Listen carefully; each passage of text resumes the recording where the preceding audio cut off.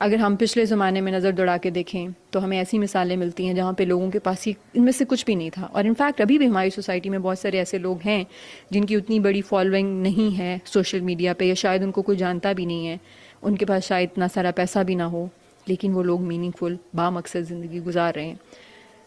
مجھے اقبال کا یہ شعر بہت زیادہ اٹریکٹ کرتا ہے اور مجھے لگتا ہے یہ بہت ڈیپ ہے. اقبال کی جتنی بھی شاعری ہے وہ بہت ڈیپ ہے.